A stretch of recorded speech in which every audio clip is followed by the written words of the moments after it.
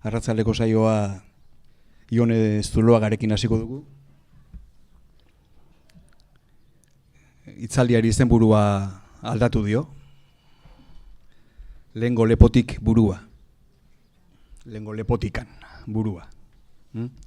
Ione Azkoitiarra da, historialaria eta Arantzadi zientzia elkartean, superheroien elkarte horretan egiten du lan.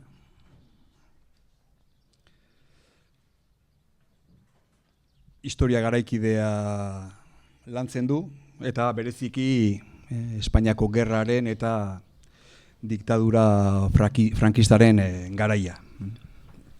Hori du bere ikerketa lerro nagusia.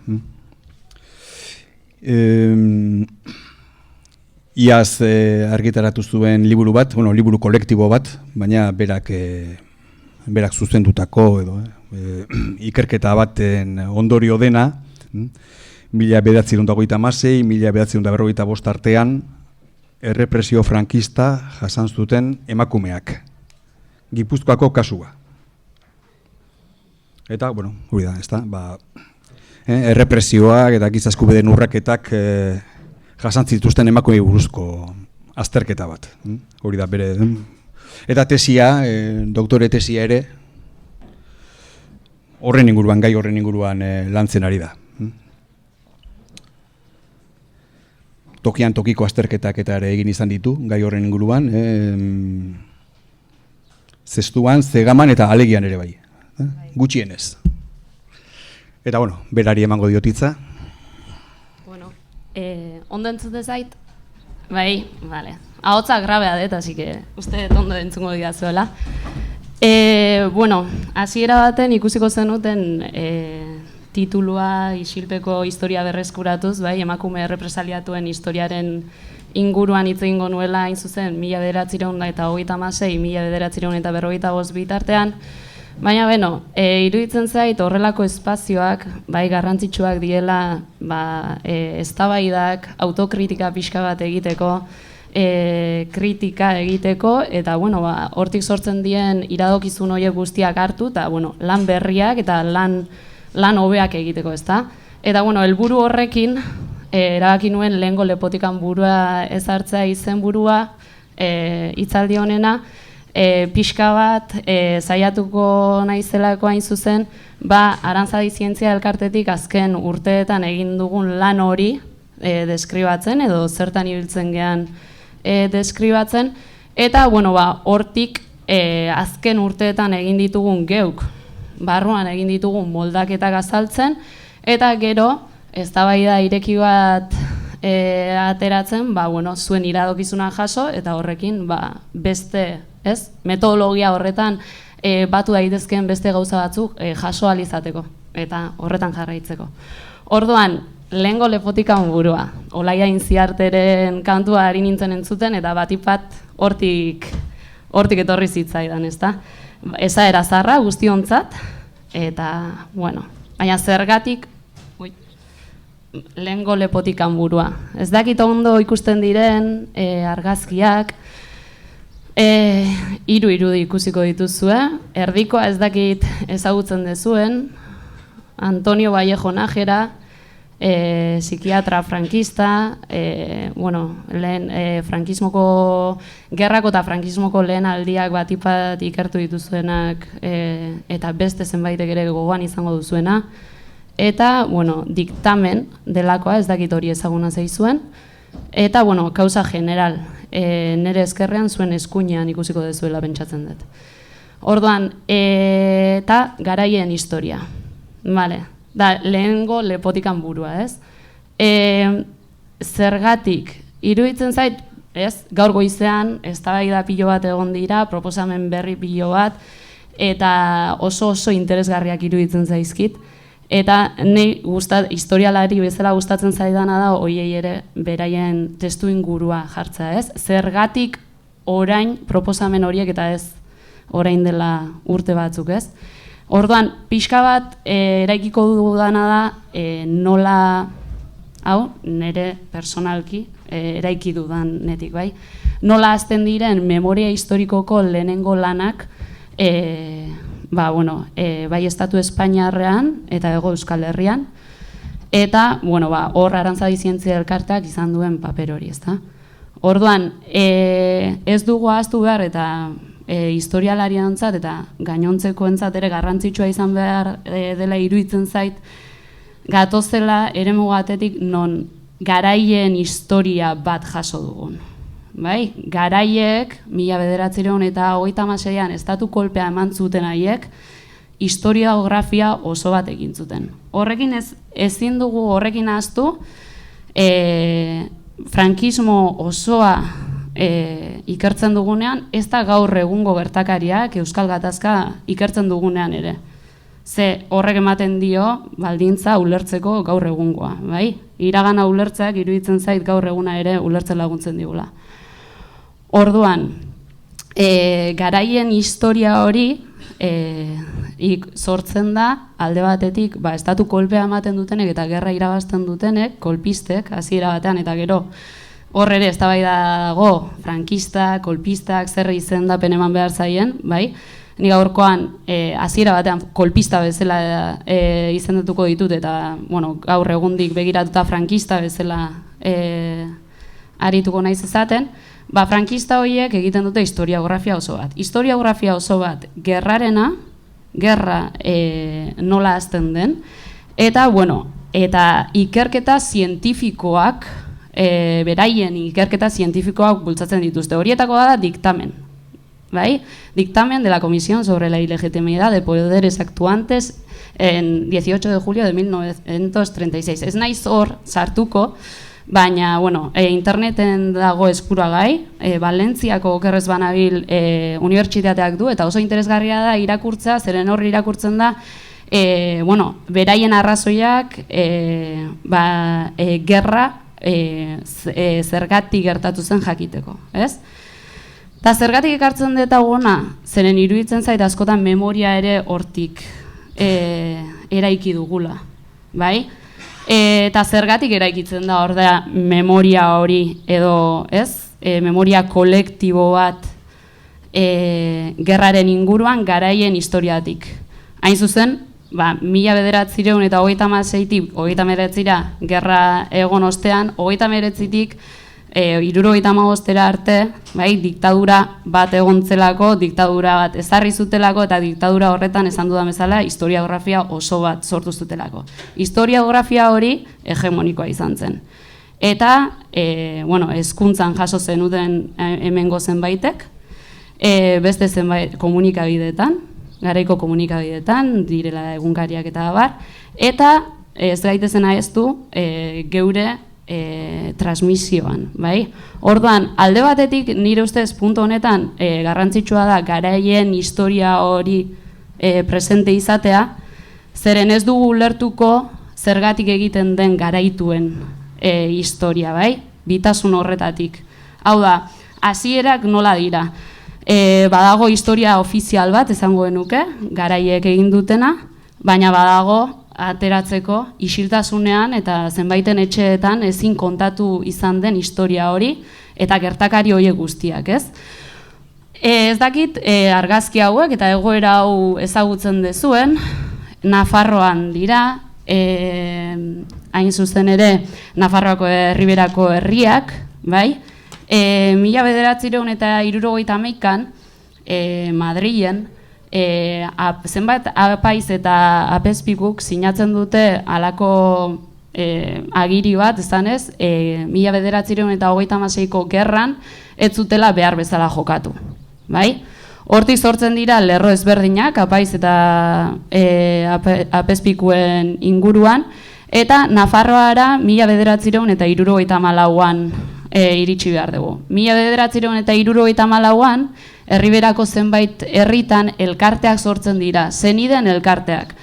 Bai, fusilatuen zenideak zirenak eta baita ere fusilatuak ez zirenak eta horretan lagundu nahi zutenak. Hau da, behar batetik herritarren artean dagoen beharretatik sortzen da memoria eta historia bat berreskuratzeko beharra. Bai?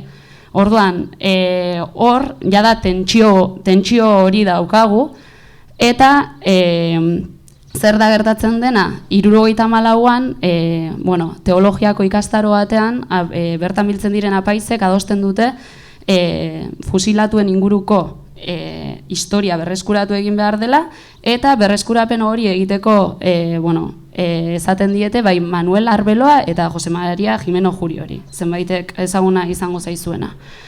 Hainbat mehatxu jasotzen dituzte ikerketa horietan guztietan, Arbeloak utzi egiten du, baina Jose Maria Jimeno Juriok ikerketa horietan jarraitzen du. Bai? Ikerketa horiek egiten ditu, klandestinitatean, eta esaterako AAA, lehen irten du hemen, AAA taldeak ere, bueno, mehatxatu zuen, eta gero bomba bat ere ipinizion, eta bar, bai? Orduan, tentsio egoera batean ulertu behar dugula iruditzen zait, gure historiaren idaztea, eta gure memoriaren idaztea. Tentsio hori ez badugu ulertzen iruditzen zait, gaur egun gauden egoera ere ulertzea oso zaila dela. Orduan, egoera horretan, bueno, ikusten dezue hemen ipiniet webgune bat, eta webgune horretatik atera ditutain zuzen bi irudi hauek, eta iruditzen zait, bueno, kontsultargarria dela, exhumaciones tempranas en Navarra. Googleen ipintzen badezue, bigarrengo aukera irteten duena. Hauek hartzaren arrazoi nagusia izan da, hain zuzen, bueno, isilpean zegoen hori, ateratzeko lehen beharra herritarrek ikusi zutelako eta hortan egin behartzelako, ezta? Baina zer da, hemen ikusten duguna behar bat, eta behar horren aurrean ekiteko zea bat, bai? Metodologia zientifikorik gabe arkeologian hurrengo urteetan garatzen joango dena. Vale, Estatu Espainiarrean, hor, ez dut ezan, baina 1978 bat artean, muga horretan ematen dira, Nafarroan etengabeko desobiratzeak. Desobiratzeak eta desobiratzeak.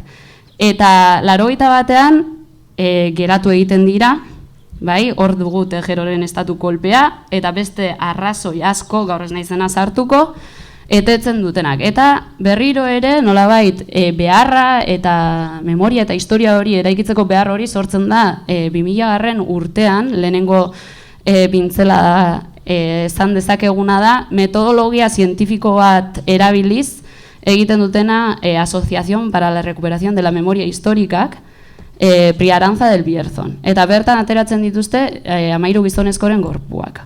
Vale. Zer daukagu Hego Euskal Herrian? Arantzadi Zientzia Elkartetik metodologia zientifikoa erabiliz baita ere, 2001 urtean, hain zuzen, Turtzio zen, gorpu bat ateratzen dute, eta hortik iritsiko da instituzio publikoen lehen laguntza desobiraketa hauentzako, bai? 2003an, Eusko Jaurlaritzarekin egindako hitzarmen baten bidez, desobiratze hauek instituzio publikoen defentsa esango genuke jasotzen dutela. Eta hortik, bai, ugaritzen diela. Baina, ondo dakizuenez, edo, bueno, nik uste badakizuela, hor, desobiratze horietan zeudenak fusilatuak ziren, ez? Eta gerran, ez ziren egon bakarrik fusilatuak, egon ziren presoak, egon ziren kartzelaratuak, egon ziren hilemosketak, egon ziren bortxaketak, bai? Orduan, historia alde horretan ere, esango genuke, ez zegoela guztiz osatuta, eta parte bat bakarrik ari zela berreskuratzen. Legei dagokionez ere, ezin dugu ahaztu, eta hau azkar egingo dut, 2006an jada Europako Kontseiluak, bai, kanpotik datozen deklarazioak dira, edo, bueno, hitzarmenak eta abarrak dira, azkenean, Estatu Espainiarrari zuzenean eragiten diotenak eta esaten dutenak, bai, frankismoko haiek krimenak izan ziela, bai? Hemen ikusi duguna da, hasiera batean, herritarren mugimendua, memoria elkarte ezberdinen mugimendua, herria mugitu zela isiltasunetik ateratzeko historia eta memoria hori guztia, bai? Orduan, badaude horren eraginez Europako Kontseiluak frankismoko krimenen salaketa egiten duen, ez? Horretan, 2007an memoria historikoko lehen legea dugu, 2013an Nazio Batuen errelatora etorri zen eta 2014an dugu haren inguruko txostena, eta txosten horretan argi eta garbi esaten du 130.000 inguru desagertu daudela alde batetik, eta lapurtutako edo galdutako umeak 31.000 inguru zaudela, bai? Orduan hor badago zerbait, eta zerbait hori da, bai desagertua daudela, bai zerbait egontzela, eta hori berreskuratu behartzela, ez? Eta jakin egin behartzela. Orduan, horren atzeti datoz 2022an Memoria Demokratikoaren legea, Euskal Autonomia Erkidegoan ere baduena ondorengontza, eta Nafarroa garaian ere bai 2013 eta gero aldaketa batzuk 2018an. Beste lego batzuetan enaiz hartuko, lehenengo etapan ari naizelako hizketan. Orduan, ikusi duguna da, desobiratuak daudela, baina ez, non daude presoak, non daude bai, historia oso baten beharra. Gizartea eskatzen ari zen, memoria elkarteak eskatzen ari ziren, benetako kontaketa bat, benetan zer gertatu zen jakitea, lehen goizan ere hitz egin da, ez? Azkenean, egia jakite horrek erreparazio sentsazioa ere ematen duela, puntu batean badala, txikitasunetik hasten garaelako ordea. Eta horri erantzunez, Arantzadi Zientzia Elkarteak metodologia zientifiko bati jarraituz, 2011tik aurrera hasi zen ikerketa batzuk eginez. Ikerketa horien mekanismoa edo egiteko mekanismoari buruz hitz egingo dut. Hain zuzen, Nazio Batuen Goi Komisarioaren batzordeak egia jakiteko eskubidea, justizia eskubidea eta reparazio edo konponketa eskubide bat oinarri ditu. Gure helburua edo gure helburua egia jakiteko eskubide hori bermatzea da, bai? Eta egia jakiteko eskubide hori bi erramintaren bidez egiten dugula esan genezake, alde batetik ikerketa eta bestea divulgazioa. Ez dugu ulertzen ikerketarik divulgaziorik gabe eta alderantziz ezin baita egin. Orduan, gure ikerketak, eta gero eztabaidagai jarri nahi dudan beste gauze batako bada, giza eskubideen urraketak oinarri hartuz egiten dira, eta hau da mekanismo bat azken finean. Horrek ez du esan nahi, bai, giza eskubideak oinarri hartzen ditugun aldetik, historia oso bat ez dugunik kontatzen. Eta ez dugunik hartzen militantzia politikoa kontutan, eta gainontzeko varianteak ere. Hau da, historia osoa kontatzen dugu, eta giza eskubideen urraketa dira, baliabide bat, mekanismo bat, hori kontatu ahal izateko daukagun testuinguru historikoaren jakitun. Bai? Gaur egundik idazten dugu historia, gaur egundik egiten dugu historia, eta gaur egun, eragiten digun horrek, gure historian ere eragina du edo egiteko han ere eragina du. Eta beraz, ahalik eta objektiboenak izateko, ahalik eta erraminta, esango benuke, onartuenak, zentzu zabalean onartuenak direnak erabiltzen ditugula, bai? Orduan, horren arira lehenengo proiektua Tolosako udalarekin izan zen, eta bertan memoriaren izenak errepresio eta giza eskubideen urraketa Tolosan, Gerra Zibilan eta lehen frankismoko garaian 1936-45 bitartean izan zen, Mikel Errazkin historialariak argitaratu zuena, eta ordundanik, bai memoria historikoari dagokionez eta gertuko memoriari dagokionez, 1936-49 izango zen memoria historikoa, eta gertuko memoria 59tik 78ra, hau ere Eusko Jaurlaritzaren oinarrietan oinarritu sartutako formula da. Horrek ez du esan nahi, gero gaia gehiago zabaltzen ez dugunik. Eta horren inguruko zenbait lan egiten dira. Esan dut ikerketa eta erabiltzen dugula bai ikerketa alde batetik eta divulgazioa. Ikerketa, metodologia zientifikoa. Tokiko historiaren beharraz hitz egingo nuke, gero segidan hitz egingo dute Arantxak eta Xuanek, eta tokiko historia hemen usurbilen berreskuratzen ari diena ere, iruditzen zait, bide egokiena dela historia global bat egin nahi badugu, eta benetan ikusi zer gertatu zen. Bai? Historia globaletik hitz egiten badugu, historiaz hitz egiten badugu, gerrako historiaz, askotan ikusiko dugu zenbait bai errepresio edo zenbait gertaera, bai, ezerezean geratzen direla, hau da ezin direla aztertu, tokiko historiarik egin gabe. Esaterako hor, emakumeen errepresalien auzia ezin da aztertu tokiko historia egiten ez bada. Bai? Orduan, tokiko historia hori da gure helburu nagusia, eta tokiko historia hori izen abizenez, bai? Izen abizenez jasotzen dugu. Bai? Bai, errepresioa jasantzutenak, errepresioa eragintzutenak, eta erresistentziak egin zituztenak, ez zituztenak, eta gainontzeko aniztasunak ere. Horretan saiatzen gea. Orduan, horretarako zein da erabiltzen dugun baldintza. Lehen mailako iturriak, udaletxeko artxiboak, izen abizenez, erroldak, gerra garaiko edozein dokumentu, udalaktak, erregistro zibilak, justiziatik, baimena behar izaten dugu eta baimenarekin. Euskal Herriko artxibo ezberdinak, Euskadiko artxibo historikoa, probintziako artxibo historikoak, Estatu Espainiarreko artxiboak, alde batetik kulturakoak, Centro Documental de la Memoria Histórica, Salamancan kokatzen dana, Archivo General de la Administración, Archivo Histórico Nacional, eta abar, handi bat. Militarrak, Guadalajara, Ferrol, Barcelona, Andaluzia, Estatu Espainiarretik kanpoko artxiboak, Renoko Unibertsitatean, badaude zenbait gauza, eta beste tokian hitzetakoak. Eta nola ez lekukotzak, bai? Gero pasako naiz lekukotzen arira zenbait zertzela da ematera.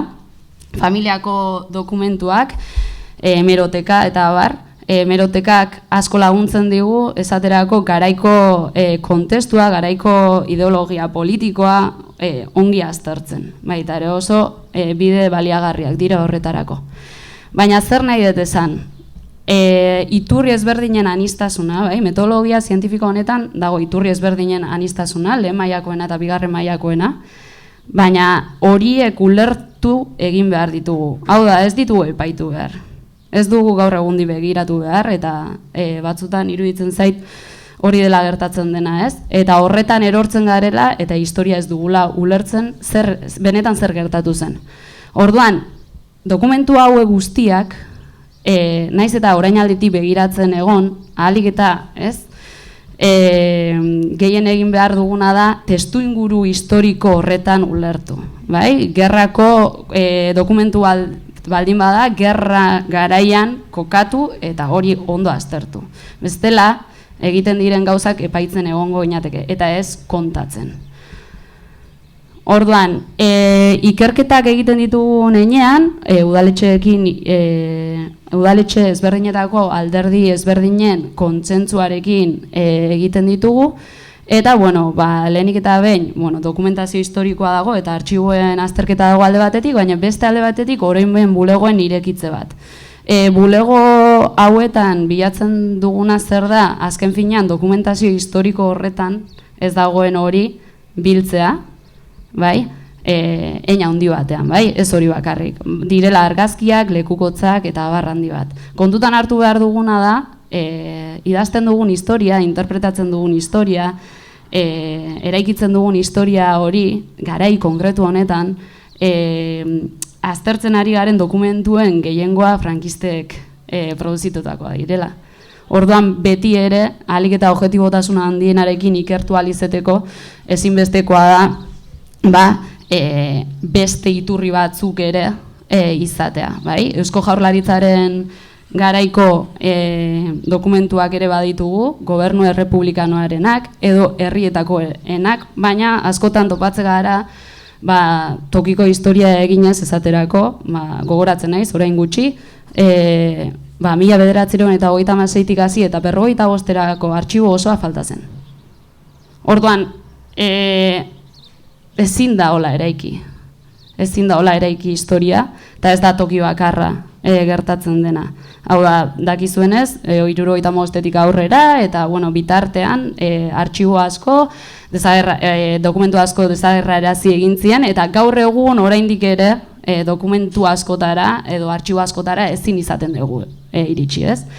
Orduan, historia egiten ari gara, eraikitzen ari gara, baina beti egongo da, ez?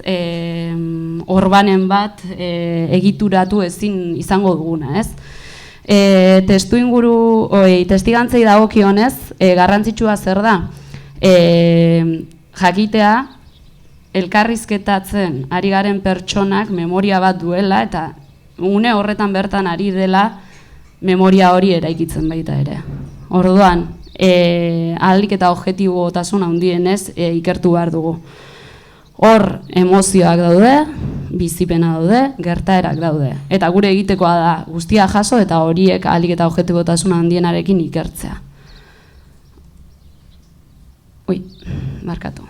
Bueno, ikerketa hauek helburua dute, eta ez da bakarrik ikerketa egin, eta guretzat izatea ikerketa hori baizik eta gaiaren zabalpena behar dute, ez?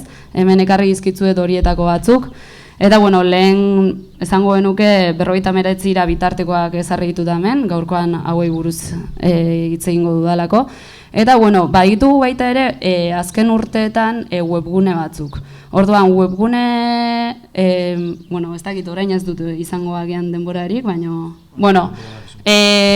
kontsultatu nahi badituzue, esaterako Azkoitia oroimena ipini eta bertan ikusi dezakezu. Orduan jasotako guztia da azken finean izen abizenez, bilaketa izen abizenez egin dezakezue, eta giza eskubideen urraketa gixan jasota daude webguneetan. Historiako liburuetan ez daude horrela jasota, historia kontatzen da. Eta divulgazioaren alorrean beste puntu garrantzitsuetako bat izan zen, eta elkarrizketak egiterakoan konturatzen ginen batipat, 80 urteko pertsonak eta zaten ziguten. Eske nire joak ez daki zer gertatu zen, ez daki guk zema sufritu gendun, eta abar, ez? Orduan, hor ikusten duguna da baita ere transmisioaren eten bat egon dela, naiz hartuko zergatik egon den, beste eztabaida bada hori, eta hor zulo bat edo bazegoen tarte bat, eta hor Gipuzkoako Foru Aldundiak ireki zuen kultura eskola programa, eta kultura eskola programa horren baitan memoria historikoa orainaldetik ikastaroa aurkeztu genuen 15-16 urteko ikasleentzat. Eta gelara ikerlari izateko aukera hori ematen dugu, eta bertan parte teoriko txiki bat eginez, 4 orduko ikastaro horretan, 3 ordu terdi taldeka jartzen dira, guk dokumentazio historikoa ematen diogu, dela fusilatuena, heriotza zigorrera kondenatuena, emakume kartzelaratuena, Saturrarango kasuak ditugu, dokumentazioa ematen dute, eta beraiek osatzen dutena da aurrean duten errepresaliatu horren bizitza eta historia. Zergatik errepresaliatuak?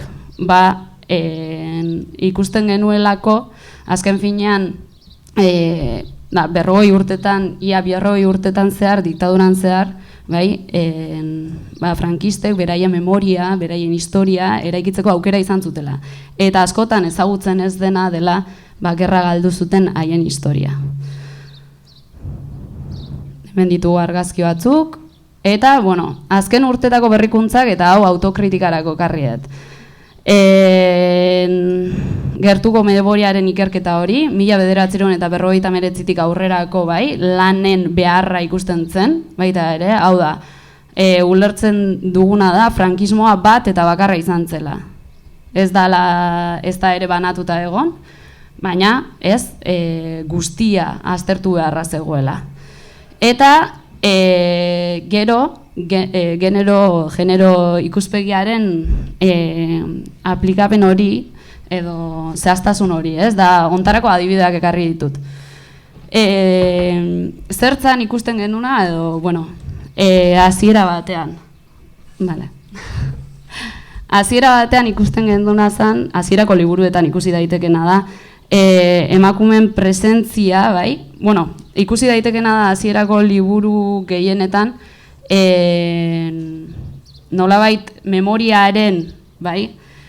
Memoria hori nondik eraiki denaren ondorio dena iruditzen zaidana niri, presentzia zutela, gudari kartzelaratuek, historia kartzelan egon zirenek, kontzentrazio esparruetan, eta abar. Baina hor ikusten zena zen, garai hartan ere, emakumeak ere presentzia bat izan zuela historia hartan guztian. Eta duela 10 urte ingurura arte, ikerketa gutxi gora bera, 2010, 14 orduan. 2010 inguru hortan hasten dira gehien bat emakume errepresaliatuen inguruko ikerketa zientifikoak egiten, ezta? Eta garai hartan etzen ikusten presentzia bat gure liburuetan ere emakumeek bizi izan zutenarena, eta hortan zenbait buelta eman genizkion, eta gure liburuak 3 ataletan banatzen dira. Bigarren Errepublika, 1930etik 1936 egiten dugu, gero kolpea eman zutenetik herri horretan sartzen diren arte, eta gero errepresioa, ezta? Orduan, erabaki genuena zen, 3 kapituluetan emakumeek presentzia izan behar zutela, eta haien historia ere kontatu behartzela. Hau da, subjektu politiko guztien historia kontatu behartzela, bai? Eta, emakume gizona ari naiz izaten, leno esan dute baita ere, baina, anistasun osoarena, bai? Orduan, zer da horretan bilatu duguna? Hemerotekan, esaterako zestoako lana egiten ari ginenean, argi eta garbi ikusten dena da, eta igual historia eta memoriaren artean dagoen alderaketa da, ikertzen ari garenean ikusten zena zen, herri txikietan ere emakumeak antolatuta zeudela. Ez estoan bakarrik, Getarian bertan, Alegian, Zumaian, gehienak herri txikietan emakumea abertzale batzan. Horrek ez du esan nahi, anarkistak, komunistak, errepublikano emakumeak, ez? Antolatuta ez zeudenik, bai? Hori ere kontutan hartu behar dugu, baina zer da ikusten duguna, herri txikietan, handienetan eta guztietan zeudela emakumeak ere antolatuta. Hau da, garai politizatu bat da, militantzia politiko bat dago, eta hori ere errekonozitu egin behar da. Ez hori bakarrik, eta batzuetan memoriatik ere egin den jauzi bat bezala da, ez? Hasiera batean esaten zena, emakume abertzale bat antzaudela, baina, gizonek ala esaten zutelako, eta ez, betiko komentarioak, edo, nik entzun izan ditudanak. Eta, zestoako kasu argi honek, erakusten duena da, emakume abertzale batzako emakumeek ere pentsatzen zutela. Hau ironia puntu bat egin dator, ez da politikoak izaten zituzten, eta hau zehazki uste dut eldiakoa dela, eldia egunkariakoa, eta hemen euskeraren inguruan daukaten eztabaida politikoaren berri ematen du. Denboraz justu xamar nabil, baina gero norbaite kontsultatu nahi badu edo esango diot non kontsulta dezakeen, bai? Orduan ikusten duguna da eztabaidatu egiten zutela. Kasildaren liburua ez dakit ezagutzen dezuen. Uste du baietz, ez? Han bertan ikusten da, entrevistan, aberasturik egiten diren entrevistan, elkarrizketa hartan, adierazten du, garai hartan zertzen emakumea izatea, zertzen militantzia politikoa anarkismoaren barnean, eta nola pentsatzen zuten. Hau da, lehen esan den bezala, emakumeek ere militantzia politikoa zuten, eta ikusten duguna da, eta lehen olatzek esan duen bezala, bai, eta Maiderrek ere uste dut, okerrez banabil, militantzia politiko horregatik errepresaliatu zituztela. Hori argi eta garbi ikusten da gerra betean eta gerra ostean ere. Emakume ikusten duguna da tokiko historiarekin, esaterako Tolosan bertan, bienvenida Agirrezabala Esnaola, emakumea. Eta epaiketa bat egin zioten, bai?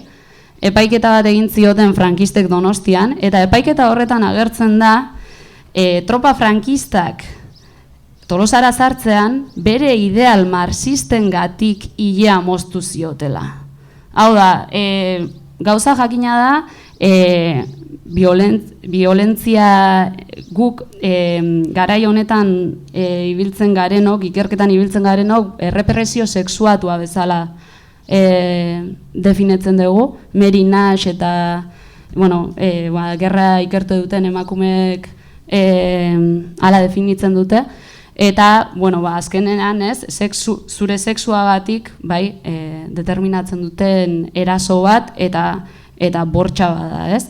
Orduan, hor sartuko lirateke ilemozketak, bortxaketak eta abar. Eta ikusten duguna da tokiko historia egiten ari garen horretan, eta jun naiz hortik, pixka bat barkatu, indarkeria hori guztia jasatzen duten emakumeak direla maila handi batean politizatuta daudenak, errepublika garaian, edo bigarren errepublika garaiko emakume modernoaren irudia, moderno esateagatik, betetzen duten haiek. Hau da, ama ezkongabeak, horietako batzuk izan daitezke, ez? Eta iruditzen zait, gutxi hitz egin dela ama ezkongabez, gutxi ikertu dela, ama ezkongabez eta haien aurrek jasantzuten errepresio guztiaz. Ze, gero 40 urteko errepresio guzti bat dago horrere ikertzeko. Eta arietatik ari naiz joaten, baina ikustea nahi nuen zuek genero ikuspegia aplikatze horrek ere zer ekartzen duen, ez? Orduan, eta horrekin, Tolosako beste kasu bat, oso ondo ikusten dena, ez dut irakurriko, baina, irakurri egingo dut, ze merezi du. Recibido en este gobierno civil el escrito del vecino de esa localidad en el que se solicita obligue a su esposa, que reside actualmente en esta capital, se reintegre al domicilio conyugal. Bai? Hau da, emakumea gizonezkoaren menpe egon behar zuen, eta batzutan esaten diren gauzak dira, baina, dokumentuek argi eta garbi erakusten dute gauzak ala zirela, bai? Orduan, besterik gabe, eta azkar xamar bukatzeko dan, iruditzen zaidana da, tokiko historia egita ezinbestekoa dela, historia oso bat jakiteko, eta behar izan hori dugula, frankismoa bat eta bakarra izan zela, errepresioa sistematikoa izan zela, eta hori ere errekonozitu egin behar dugula, da genero ikuspegiaren beharra ezinbestekoa dela historia oso bat egin nahi baldin badugu. Eta etorkizuneko erronken artean, nahi iruditzen zait, eta ateratzen dugun arren, badagoela horrelako zertzelada bat egin beharra, garai eta garaituak eta hortik joan gabe, azken pinean, azken urteetan dauka zentrazioa errepresaliatuen historia, ez?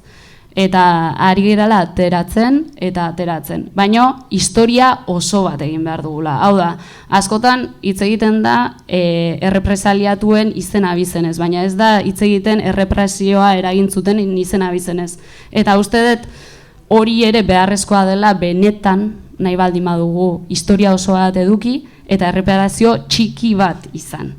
Eta horrekin, eta itxi egingo dut horrekin, kontzeptuen eztabaida ere iruditzen zait badela beste bat, 36ko gerra zibila, iruditzen zait hori ere historiografia frankistatik datozen zenbait gauza direla, eta geuk irabiltzen dituguna gure liburuetan. Orduan, hor ere badago.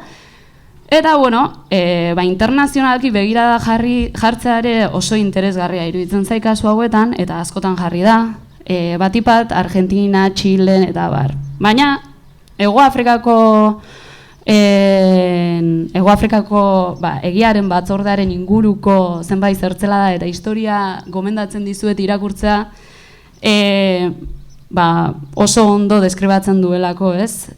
Apartheidaren egoera nolakoa izan zen, eta gerora gizarte oso bate garai hartan jasantzuen errepresioa, eta gerora egintzen kontzientziazio maila hori guztia eta egintzen historiaren berreskurapena.